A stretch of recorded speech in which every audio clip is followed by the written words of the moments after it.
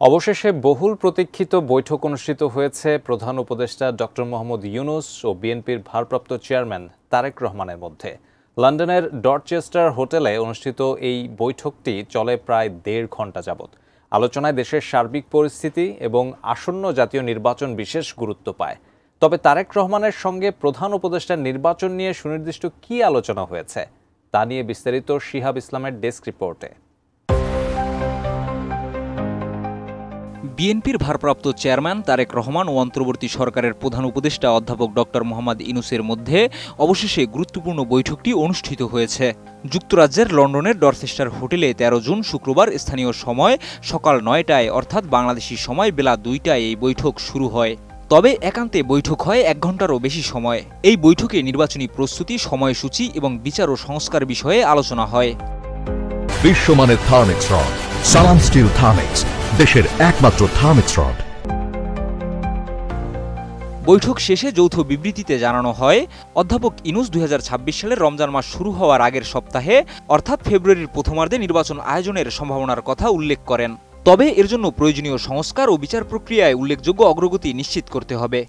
না, জুলাই সনদ নিয়ে তো অলরেডি আলোচনা চলছে দেশে, এবং এই ব্যাপারে আমাদের মধ্যে অলরেডি সিদ্ধান্ত আছে যে ঐক্যমতের ভিত্তিতে জুলাই সনদ হবে, এবং সংস্কারের ব্যাপারেও একই উত্তর আমাকে দিতে হয় যে ঐক্যমতের পরিপ্রেক্ষিতে আমরা সংস্কার এবং জুলাই সনদ দুটাই করব। সকলের ঐক্যমতের পরিপ্রেক্ষিতে সেটা সিদ্ধান্ত নেওয়া হবে, এবং এটা আমি নিশ্চিত এটা খুব কম সময়ের মধ্যে আমরা সেই সিদ্ধান্ত নিতে পারব। বৈঠকের শুরুতে ডক্টর ইউনূস ও তারেক রহমান একে অপরের সঙ্গে সৌহার্দ্যমূলক কুশল বিনিময় করেন।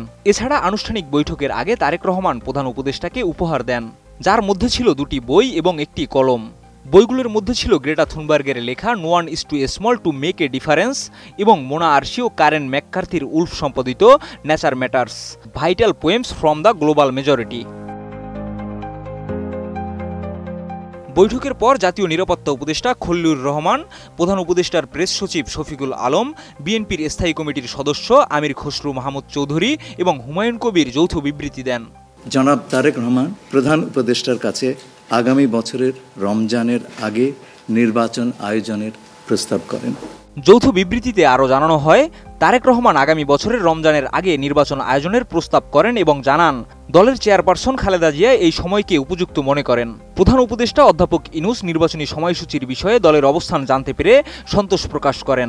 দলের চেয়ারপারসন বেগম খালেদা জিয়াও মনে করেন ওই সময় নির্বাচন অনুষ্ঠিত হলে ভালো হয়। প্রধান উপদেষ্টা এবং তারেক রহমান উভয়ে আলোচনার ফলাফলে সন্তোষ প্রকাশ করেন এবং দেশের রাজনৈতিক পরিস্থিতি নিয়ে ভবিষ্যতেও এমন আলোচনার গুরুত্বের কথা উল্লেখ করেন। শিহাব ইসলাম, এটিএন নিউজ।